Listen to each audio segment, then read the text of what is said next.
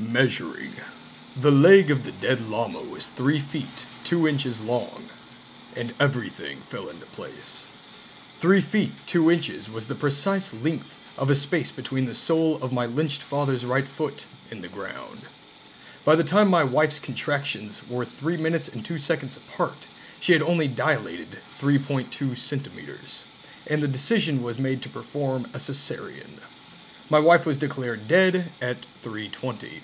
The date was March 20th.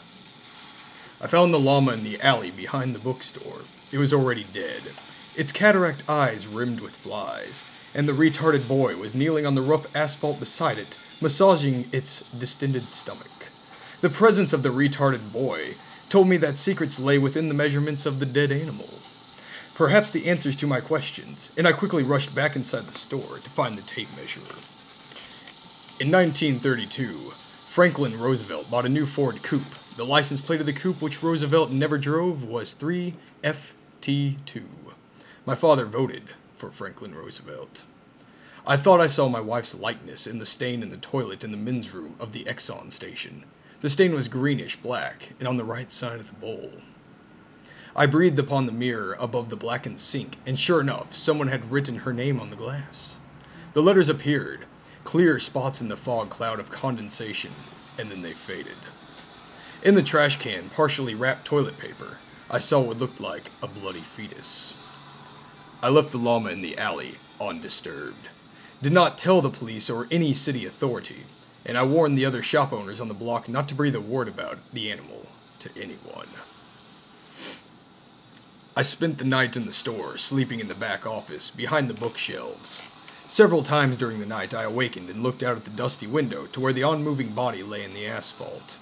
It looked different in the shadows created by the moonlight and the street lamp, and in the lumped silhouette I saw contours that were almost familiar to me, echoes of shapes that I knew had meant something to me in the past, but that now remained stubbornly buried in my subconscious. I knew the dead animal had truths to tell. Weighing. The hind end of the llama, its head and upper body still supported by the ground, weighed 196 pounds. My dead wife's niece told me that she was 16, but I believe she was younger. I have taken a photograph of her, taken in a booth at an amusement park, that I keep on the top of my dresser, exactly 3.2 inches away from the similar photo of my wife. The photo cost me $1.96. I put 8 quarters into the machine, and when I happened to check the coin return, I found 4 pennies. My father weighed 196 pounds at his death. He died exactly 196 years after his great-great-grandfather first set foot in America.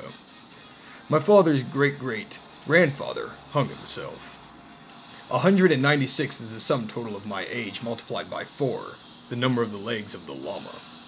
The Exxon station where I saw my wife's likeness in a stain in the men's room's toilet is located on 196 East 32nd Street. I do not remember whose idea it was to try the pins. I believe it was hers, since she told me she had recently seen a news report on acupuncture that interested her. I showed her some of the books in my store, the photographic essay on African boys disfigured by rites of passage, the illustrated study of Inquisition torture devices, the book of deformed strippers in the Appalachian sideshow. She told me that if acupuncture needles placed on the proper nerves could deaden pain, wasn't it logical to assume that the needles placed on other nerves could stimulate pleasure? She allowed me to tie her up, spread-eagled on the bed, and I began by inserting pins in her breasts. She screamed at first, yelling at me to stop, then simply crying out in dumb animal agony. I pushed the pins all the way into her flesh, until only the shiny round heads were visible, pressing them slowly through the skin and the fatty tissue of her breasts, in a crisscross pattern, then concentrating them around the firmer nipples. By the time I had moved between her legs, she had passed out, and her body was covered in the thin, shiny sheen of blood. When the retarded boy finished massaging the llama's distended stomach, he stepped back from the animal and stood there soundlessly.